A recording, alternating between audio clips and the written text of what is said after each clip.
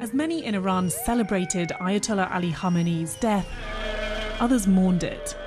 But his second son, 56-year-old Mojtaba Khamenei, was planning to step into his father's shoes and into the heart of war with Israel and the US.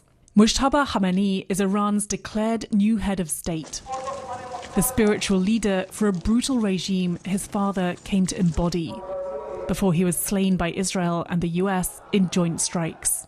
Alongside his father, Mujtaba's mother and wife were also killed in US-Israeli airstrikes. As many in Iran celebrated Ayatollah Ali Khamenei's death, others mourned it. But his second son, 56-year-old Mojtaba Khamenei, was planning to step into his father's shoes and into the heart of war with Israel and the US. Mojtaba Khamenei is Iran's declared new head of state, the spiritual leader for a brutal regime his father came to embody before he was slain by Israel and the US in joint strikes. Alongside his father, Mujtaba's mother and wife were also killed in US-Israeli airstrikes. Born in Mashhad in 1969, Mojtaba Khamenei served in the Iran-Iraq War and studied in the holy city of Qom. Mojtaba Khamenei has strong links with the security establishment, the Islamic Revolutionary Guard Corps, as well as the Basij paramilitary force, relationships he's likely to foster if he wishes to rule in the same vein as his father. But the junior Khamenei could struggle for legitimacy, even among supporters of the regime. He's not a well-known cleric and has not held government office, and a father-to-son succession may not be palatable to the supporters of a revolution that overthrew a monarchy.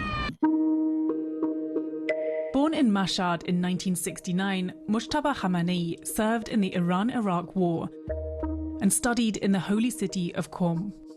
Mojtaba Khamenei has strong links with the security establishment, the Islamic Revolutionary Guard Corps, as well as the Basij paramilitary force, relationships he's likely to foster if he wishes to rule in the same vein as his father.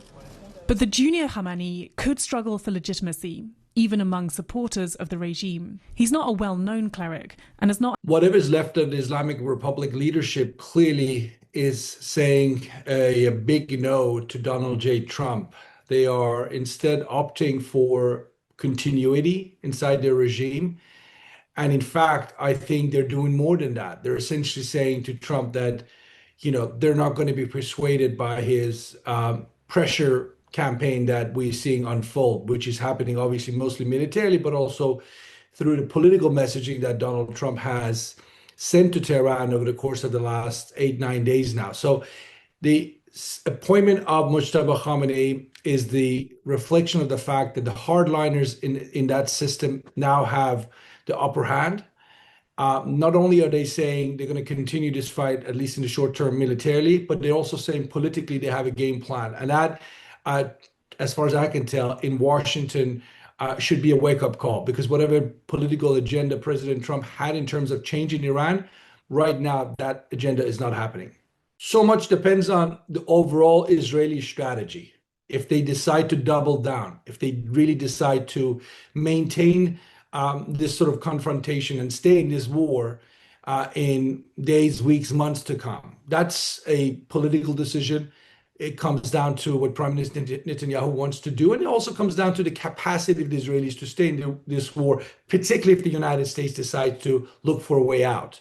But if they decide to stay in this war, and if regime change is what they want ultimately to achieve, what we do know from the Israelis is a significant capacity to do what they say they will do when it comes to assassinating the adversaries that they identify. They did that with the leader of Hezbollah in Lebanon, Hassan Nasrallah. They've done it with other people that Israel has considered threats to their national security. So we also know the Israelis have, in recent years, badly infiltrated the Islamist regime in Tehran. So if the Israelis do decide to assassinate him, and there will be a political cost associated with that, but that's something they have to decide. If they decide to assassinate him, in terms of capacity to do so, should not be dismissed. Mojtaba Khamenei has very good reason to be worried about his survival, and I'm sure he will go out of his way, and his supporters will make sure he is secure to the extent that they can secure his physical well-being. But again, we shouldn't underestimate Israel's capacity, since they've infiltrated the Iranian regime so much, their capacity to find him and to assassinate him if that's what they choose to do politically. As of today, it does not look like it's going to happen. And as of today, President Trump's biggest challenge now is, can he call this a victory? Can you walk away and say, I achieved what I wanted to achieve? He can say the killing of Ali Khamenei was what he wanted to do. That represents regime change. Many will be doubtful that it has actually achieved anything significant. In fact, you could say leaving Mujtaba Khamenei in charge of Islamic Republic, someone who might not have become supreme leader. And now, because the conditions of war made it easier for this 56-year-old to become the supreme leader, and the United States leaves him in power and walks away, there's a relatively young man in charge of a pretty large country in the Middle East with a lot of desire to seek revenge for years to come. And that, I don't know how you can possibly portray that as anything that looks like victory for the United States, but President Trump might just do that.